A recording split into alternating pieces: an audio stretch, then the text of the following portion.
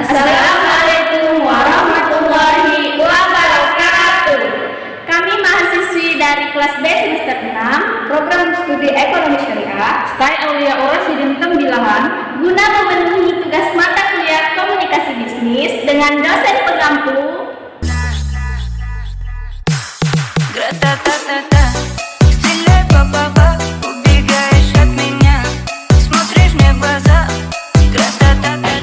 Kami akan menyajikan video dengan judul Proses Penulisan Pesan-Pesan. Selamat menyaksikan. Saya Nur Sofianita akan menjelaskan tentang pemahaman proses komposisi. Saya Suryati akan menjelaskan tentang penentuan tujuan. Saya Nur Saleha akan menjelaskan tentang analisis audiens. Nah, materi kali ini yaitu menjelaskan tentang proses penulisan pesan-pesan bisnis. Proses penulisan pesan-pesan bisnis ini adalah merupakan suatu langkah strategi bagi pencapaian tujuan suatu organisasi secara menyeluruh dan merupakan salah satu faktor keberhasilannya komunikasi. Nah, di dalam proses penulisan pesan-pesan bisnis ini ada 5 bagian. Yang pertama, pemahaman proses komposisi. Yang kedua yaitu tentang penentuan tujuan. Yang ketiga tentang analisis audiens. Yang keempat tentang ide-ide pokok, penentuan ide-ide pokok. Dan yang kelima yaitu tentang seleksi saluran media. Nah, di sini saya akan menjelaskan tentang pemahaman proses komposisi. Nah, agar pesan bisnis efektif diperlukan pemahaman terhadap proses penyusunan pesan bisnis. Proses penyusunan pesan bisnis ini bersifat fleksibel. Tidak ada penyusunan pesan bisnis yang terbaik. Namun ada sejumlah langkah-langkah umum yang dalam penyusunan pesan bisnis yang efektif. Yang pertama yaitu proses komposisi penyusunan pesan bisnis meliputi 3 tahap. Yang tahap pertama yaitu perencanaan pesan. Dalam fase perencanaan atau pikiran dipikirkan hal-hal yang cukup mendasar seperti tujuan komunikasi atau tujuan audien yang akan menerima pesan, ide pokok, pesan-pesan yang disampaikan, dan saluran atau media yang akan digunakan untuk penyampaian pesan. Nah, tujuan penyampaian pesan-pesan bisnis haruslah sangat jelas, sederhana, dan mudah dipahami oleh penerima pesan. Nah, yang kedua yaitu pengorganisasian pesan. Pengorganisasian pesan ini sangat erat hubungannya dengan komposisi, dengan penyusunan atau pengaturan kata-kata, kalimat, dan paragraf. Oleh karena itu, perlu diperhatikan bagaimana menggunakan kata-kata, kalimat, paragraf yang sederhana, mudah dipahami atau mudah dimengerti dan dilaksanakan oleh si penerima pesan. Nah, yang ketiga yaitu revisi pesan. Setelah ide-ide dituangkan dalam kata-kata, kalimat maupun paragraf, diperhatikan apakah kata-kata, kalimat, dan paragraf tersebut telah diekspresikan dengan benar. Kalau ternyata belum sesuai, perlu dilakukan dengan pengecekan sekaligus revisi atau perbaikan-perbaikan seperlunya, sehingga apa yang telah direncanakan sebelumnya dapat dicapai seefektif mungkin. Kegiatan pada tahap revisi pesan antara lain penyunting pesan, menulis ulang, memproduksi pesan, dan mencetak pesan. Berikut kami memberikan beberapa contoh dalam penulisan pesan-pesan bisnis. Yang pertama yaitu surat permohonan. Nah, di dalam format pembuatan surat permohonan ini harus ada yang pertama yaitu kop surat. Biasanya dalam sebuah surat resmi terdapat kop surat yang biasanya terletak di bagian paling atas. Terus yang kedua, nomor surat. Nomor surat sangat penting untuk si pengirim dan penerima karena nomor tersebut dapat digunakan untuk proses pengarsipan. Dan yang ketiga, tempat dan tanggal surat dibuat. Tempat dan tanggal surat dibuat merupakan bagian yang juga tidak kalah penting dari bagian lainnya, karena tempat dan tanggal surat memiliki fungsi untuk menjelaskan di mana dan kapan surat permohonan itu dibuat. Yang keempat yaitu perihal. Pada bagian ini akan dijelaskan inti pokok dari dibuatnya surat permohonan. Yang selanjutnya yaitu isi. Nah, isi ini terbagi menjadi 3 bagian. Yang pertama yaitu pembuka, biasanya berisikan kata salam, seperti dengan hormat, salam sejahtera, assalamualaikum, dan lain sebagainya. Yang kedua yaitu isi, jelaskan informasi utama yang ingin disampaikan. Dan yang ketiga penutup. Pada bagian ini biasanya pengirim atau pembuat surat akan menuliskan harapannya, juga ucapan terima kasih. Dan yang terakhir, nama serta tanda tangan di atas materai. Nah, tidak lupa juga pengirim permohonan surat permohonan ini harus melampirkan lampiran yang dokumen lain yang disertakan untuk melengkapi surat permohonan tersebut. Dan contoh yang kedua yaitu memo. Nah, bagian-bagian memo sama saja seperti surat biasa, seperti kepala, badan, dan bagian kaki memo. Untuk lebih jelasnya yaitu yang pertama kepala. Kepala memo ini maksudnya nama, alamat, lambang atau biasanya logo instansi. Dan kedua badan. Badan ini isi atau pesan singkat, memberikan informasi, perintah ataupun laporan. Dan yang ketiga yaitu kaki, tanda tangan dan nama jelas pembuat memo. Dan yang selanjutnya yaitu surat penawaran kerjasama.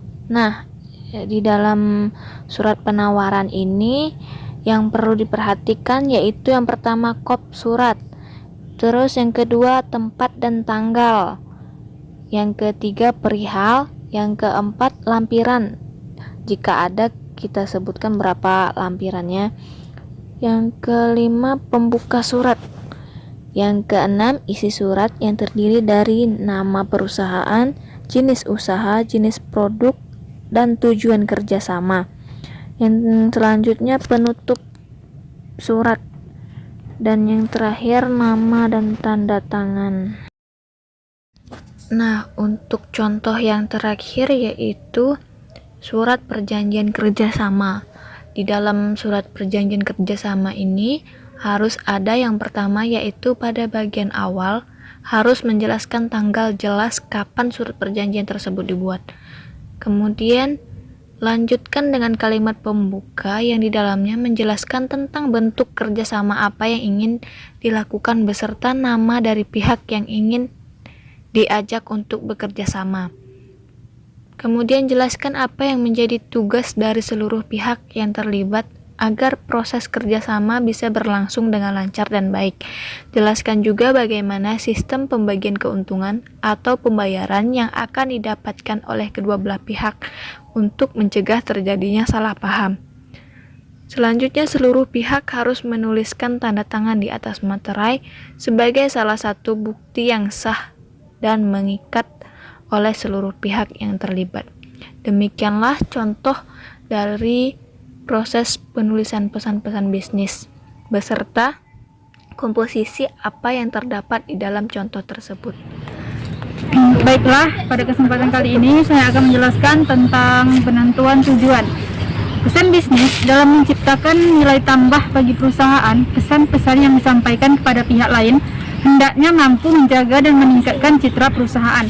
Untuk dapat menciptakan goodwill, setiap pesan bisnis hendaknya memiliki tujuan yang jelas, dapat diukur dan tidak bertentangan dengan tujuan organisasi. Mengapa tujuan harus jelas? Tujuan yang jelas maka akan membantu pengambilan beberapa keputusan, di antaranya yang pertama, keputusan untuk meneruskan pesan. Sebelum menyampaikan suatu pesan, tanyakan pada diri sendiri apakah pesan yang akan disampaikan benar-benar diperlukan atau tidak. Yang kedua, keputusan untuk menanggapi audiens. Untuk memutuskan cara terbaik menanggapi audiens, komunikator perlu mempertimbangkan motif-motif mereka. Yang ketiga, keputusan untuk memutuskan isi. Menetapkan tujuan yang jelas akan membantu memusatkan isi pesan. Komunikator seharusnya hanya memasukkan informasi yang penting, yang relevan dengan pencapaian tujuan yang telah ditetapkan. Informasi yang tidak relevan harus disingkirkan jauh-jauh.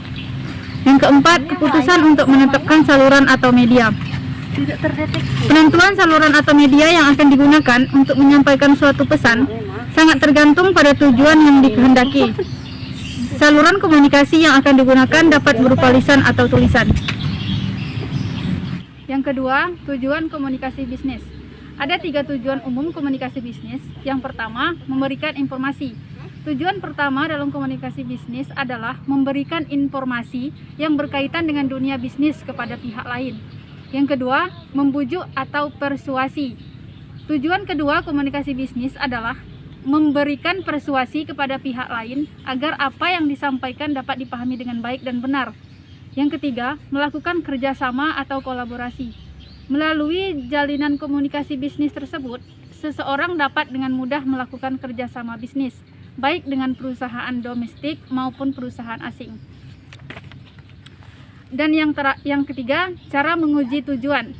Ada 4 pertanyaan dalam menguji tujuan yang telah ditentukan. Yang pertama, apakah tujuan tersebut realistis? Yang kedua, apakah waktunya tepat? Yang ketiga, apakah orang yang mengirimkan pesan sudah tepat?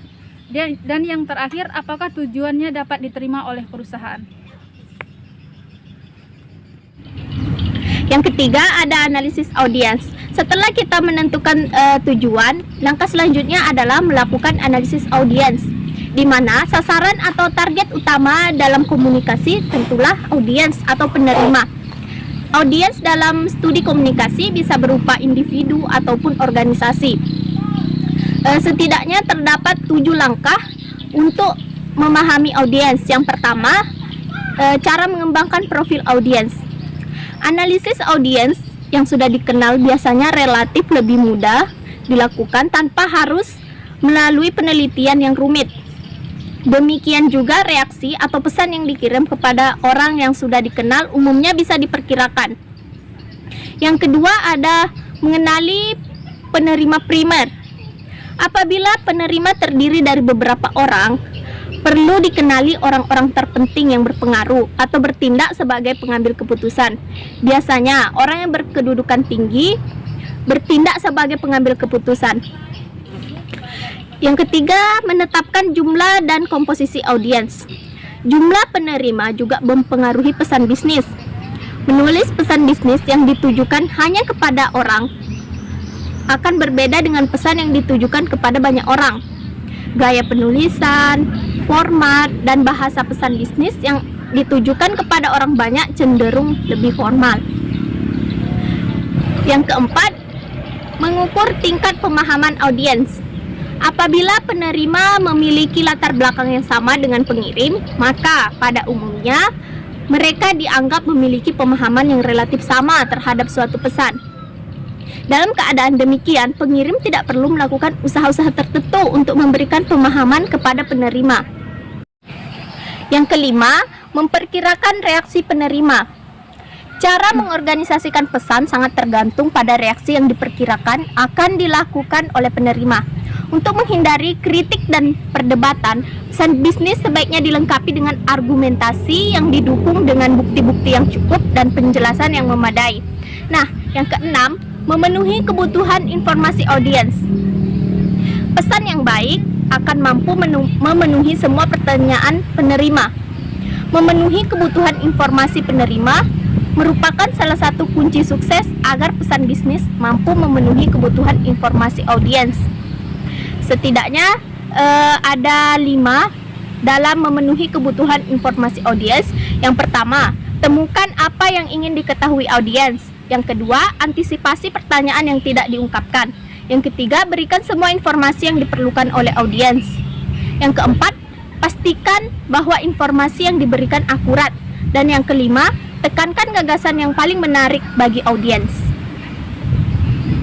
Yang ketujuh, ada cara memuaskan kebutuhan motivasional audiens. Salah satu tujuan dari memotivasi audiens adalah untuk mengubah perilaku para audiens, tetapi pemberian motivasi ini terkadang tidak sesuai dengan harapan kita atau ada hambatan-hambatan. Hal ini disebabkan oleh adanya kecenderungan audiens untuk tidak mengubah sesuatu yang ada dengan hal yang lebih baru. Dapat dilakukan dengan menggunakan pendekatan argumentatif, mengatur pesan yang akan disampaikan, pendekatan emosi audiens, dan lain-lain.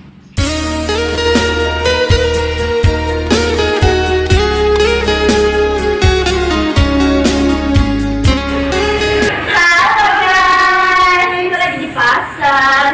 Kita lagi lihat-lihat. Mangganya nih. Mangganya manis deh. Nggak usah hukuman. Nggak usah kayak mangganya hukuman. Mangga, mangganya deh, mangga. Berapa harganya cukup? Oh, sekilonya 10.000. Jenisnya apa deh? Manis ya? Oh, jelas ini mangga paling manis yang ada di sini. Boleh dicoba? Boleh, tapi sekarang lagi nggak bisa dicoba nih. Permisi. Oh, sorry. Ya begitulah deh kelakuan anak sekarang. Seharinya bisa habis berapa ya? Oh, baru sekarang lebih sepi. Bisa dagangan saya kadang nggak laku sehari itu. Saya ada rekomendasi nih buat kerjasama sama perusahaan jus mangga. Kayaknya dia kekurangan pemasok gitu. Oh, mau, saya mau. Gimana itu caranya?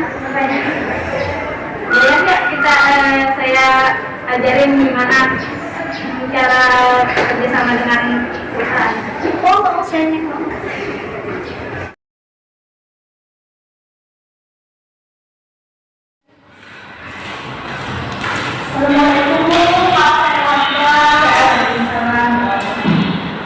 Ini kita membicarakan yang hari kita itu. Oh iya, bagus ya.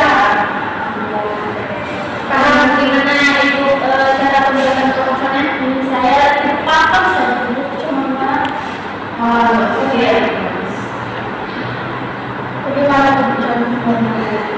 Saya tidak paham itu masalah proposal kayak gini. Gimana kalau masalah proposal ini saya yang buatkan, terus nanti di waktu yang ditentukan nanti kita ada perjanjian dengan manajer perusahaan jus itu untuk mendatangkan proposalnya kalau ini proposal sudah diterima. Oh ya, saya menurut aja lah kita proposal. Nah di sini Bu, ini ada contoh proposal yang kemarin pernah juga saya bantu mengusulnya. Ibu mau membaca? Oh tidak, saya percayakan sama Ibu, saya bikin aja gimana bagusnya. Nanti saya akan bikinkan Ibu. Nah Ibu beri saya waktu beberapa hari untuk membuatkan proposalnya. Nanti kalau sudah selesai proposalnya kita bertemu lagi di lain waktu dan di tempat yang mungkin bisa nanti kita tentukan. Oh iya. Ada lagi yang bisa dibantu? Itu aja dulu. Itu aja, saya terima kasih Bu mau teruskan proposal saya untuk jawaban saya. Terima kasih Bu. Jika tidak ada lagi, saya permisi duluan Bu. Assalamualaikum. Waalaikumsalam.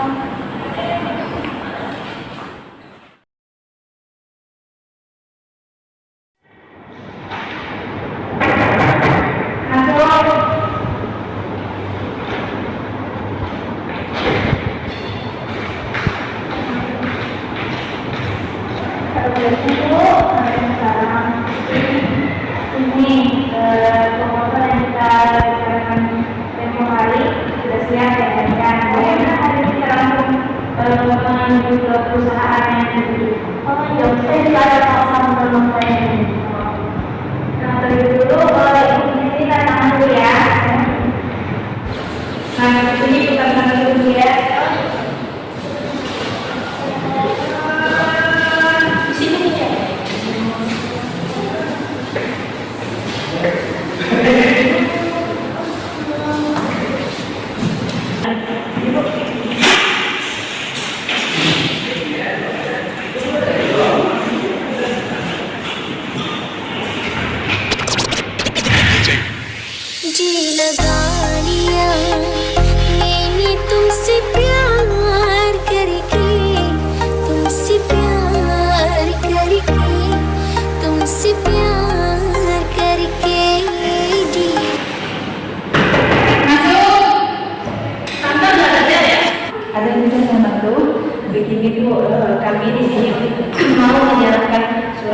penawaran kerjasama di mana kami sebagai supplier untuk perusahaan ibu. Nah, di sini kami juga menyertakan surat lampirannya. Bisa ibu pelajari. Baiklah, surat penawarannya saya terima dan nanti akan saya lakukan kepada manajer perusahaan. Bisa bisa di sini lagi untuk memastikan apakah surat penawaran yang ibu ajukan diterima atau tidaknya. Baiklah, ada yang bisa saya bantu lagi? Tidak, Bu. Kalau begitu kami permisi terlebih dahulu. Tidak, kita dulu.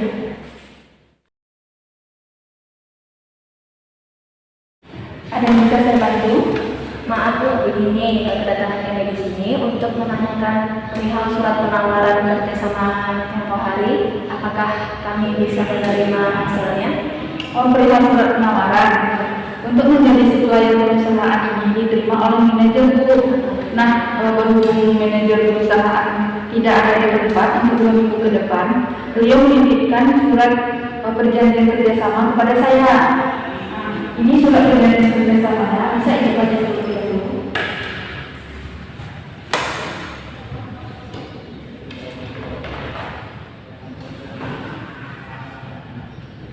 Bagaimana Bu? Jika ibu setuju, ibu bisa menandatangani. Baiklah, itu saya setuju.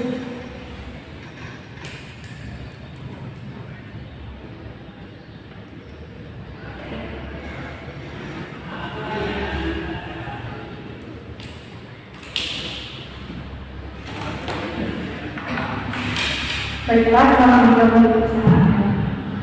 Ya, Bu, terima kasih. Bu, dan permisi Bu. Ya. Assalamualaikum. Terima kasih Bu sudah membantu saya. Terima kasih banyak. Semoga Ibu rezekinya juga makin lancar. Amin. Saya juga senang dapat membantu Ibu. Nah, jika nanti suatu saat Ibu minta butuh bantuan lagi, saya siap membantu Ibu.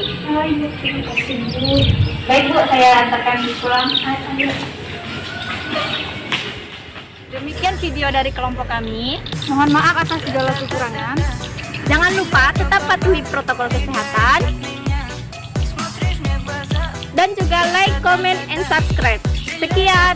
Assalamualaikum warahmatullahi wabarakatuh.